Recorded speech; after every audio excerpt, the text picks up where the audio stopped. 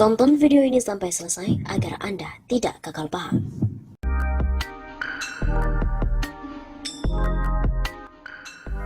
Presiden Gadungan. Presiden Gadungan adalah terjemahan dari fake presiden, bukan presiden sebenarnya. Ini bisa berarti presiden tidak kompeten, baik sebagai seorang kepala negara atau kepala pemerintahan.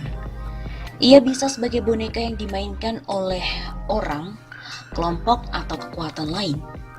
Fake presiden dapat juga identik dengan presiden abal-abal. Presiden Gadungan juga disebabkan delegitimasi jabatan berupa hilangnya kepercayaan rakyat. Keberadaan presiden dinilai hanya merepotkan. Rakyat menderita oleh perilaku politik presiden yang dianggap tak berkualitas dan tak memiliki sensitivitas. Hal seperti ini adalah efek dari orientasi yang hanya pada diri dan kroninya. Lalu, rakyat pun menjadi bulan-bulanan dari slogan yang hanya bernilai pencitraan. Presiden Gadungan atau fake presiden adalah pemimpin yang ilegal. Keabsahan statusnya goyah. Sebagai contoh adalah kejutan kasus yang terbuka setelah disembunyikan 9 bulan. Putusan MA yang menyatakan pasal 3 ayat 7 PKPU nomor 5 tahun 2019 tidak memiliki kekuatan hukum mengikat. Rontoklah dasar hukum penetapan pasangan Jokowi Ma'ruf.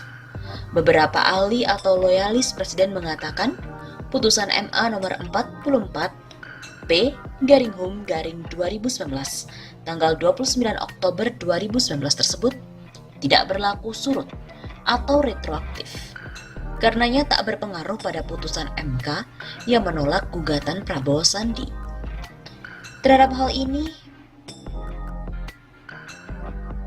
tentu terus diperdalam dan masih bisa debat lanjutan. Indikatornya antara lain. Pertama, permohonan uji material Rahmawati CS terregister di Mahkamah Agung pada tanggal 14 Mei 2019. Artinya sebelum putusan MK 27 Juni 2019. Maknanya adalah permohonan uji material tersebut sangat berkaitan dengan Pilpres 2019. Bukan berdiri sendiri. Dalam permohonan pemohon pun juga disinggung konteks Pilpres 2019. Kedua, Majelis Hakim yang memeriksa dan mengadili permohonan uji material pasal 3 ayat 7 PKPU tersebut patut mengetahui dan menyadari bahwa uji material ini berkaitan dengan proses Pilpres 2019. Sehingga jika asas retroaktif tak bisa diberlakukan, putusan akan tegas mengatakan keberlakuan putusan untuk Pilpres yang akan datang, atau penafsiran argumentum a contrario. Ketiga, tafsir bahwa MK telah memenangkan pasangan Jokowi Ma'ruf, sehingga putusan MA tidak berpengaruh pada hasil Pilpres, bisa keliru total. Masalah yang di putusan MA adalah tidak memiliki kekuatan hukum mengikatnya pasal 3 ayat 7 PKPU, sedangkan pasal tersebut justru menjadi dasar hukum dari penetapan pasangan Jokowi Ma'ruf. Keempat, disembunyikannya putusan MA ini hingga 9 bulan adalah sebuah bukti bahwa putusan ini sangat berpengaruh pada keabsahan hasil Pilpres. Jika tidak, maka MA serta-merta akan mengupload atau mengumumkan kepada masyarakat demi kepastian hukum. Siapa pihak yang terlibat dalam penyembunyian atau penggelapan ini harus dituntut. Jadi di sini patut diduga kuat adanya skandal politik dan hukum yang sangat memalukan. Ada gaslighting dan ada corruption. Sinyal dari terkuaknya skandal besar. Yang jelas, putusan MA nomor 44 P/Hum/2019 tersebut akan menjadi sebuah bukti bahwa kemenangan pasangan Jokowi Ma'ruf itu sebenarnya sangat bermasalah. Cacat politik dan cacat hukum. Bila DPR menangkap aspirasi rakyat yang mempermasalahkan kualitas dan legitimasi presiden, maka putusan MA tersebut dapat dijadikan dasar sebagai proses pemakzulan presiden. Putusan MA nomor 44 P/Hum/2019 itu dalam kaitan keabsahan pasangan Jokowi Ma'ruf bukanlah pelintiran, tapi suara hukum dari keadilan dan kebenaran.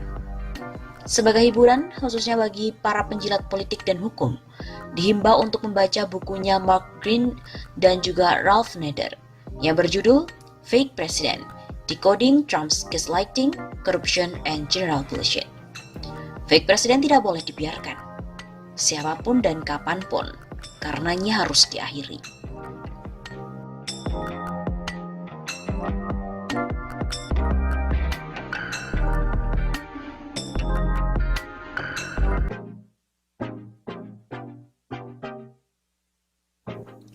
Pelapor Rocky Gerung, Ahmad Dhani hingga Anies Baswedan resmi ditetapkan menjadi tersangka.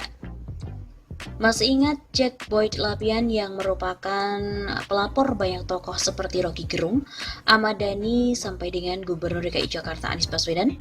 Saat ini pria itu telah ditetapkan sebagai tersangka pencemaran nama baik oleh Direktorat Tindak Pidana Umum Ditipidum Barreskrim Polri.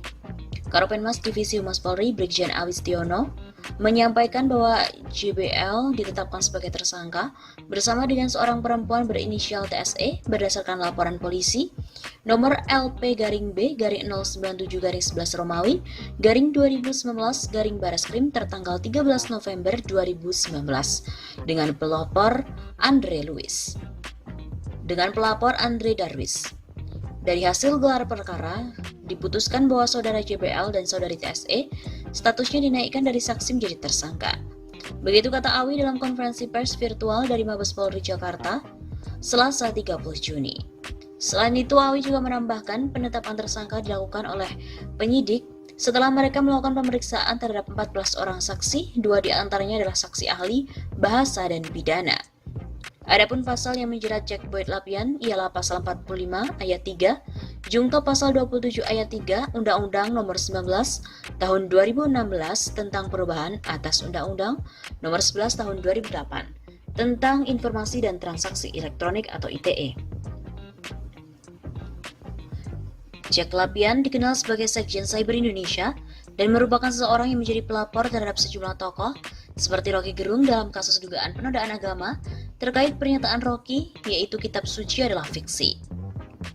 Selain Rocky Gerung, sudah banyak pendukung oposisi pada saat musim Pilpres yang sudah dilaporkan oleh Jack Lapian kepada polisi, seperti Fadlizon, Ahmad Dhani, Ferdinand Hutahian hingga Anies Baswedan.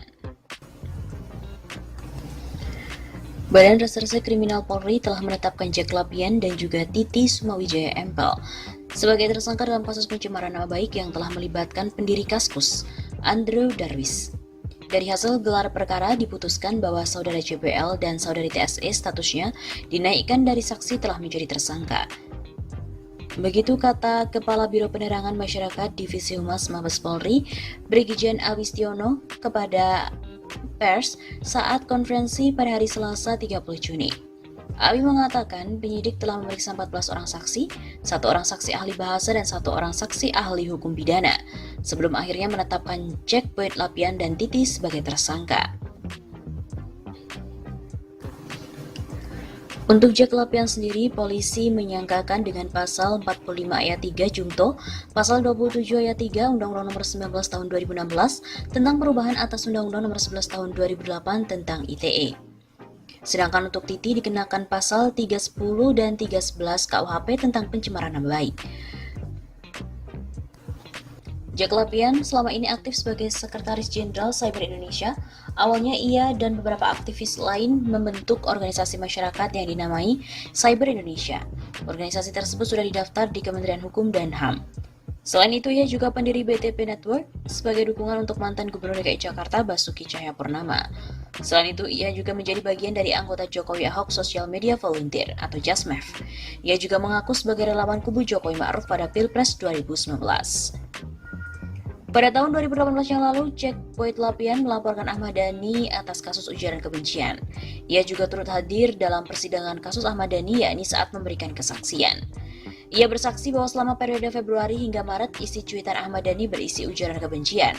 Berdasarkan laporan Jack Lapian, kini Ahmad Dhani dijatuhi vonis bersalah dan kini ditahan. Masih di tahun 2018, Jack Lapian juga melaporkan Anies Baswedan terkait dengan kebijakan penutupan Jalan Jati Baru Tanah Abang, Jakarta. Ia mempermasalahkan bahwa penutupan jalan itu bukan jalan keluar dari permasalahan yang dihadapi di Tanah Abang dan menyalahi Undang-Undang Nomor 38 Tahun 2004 tentang jalan.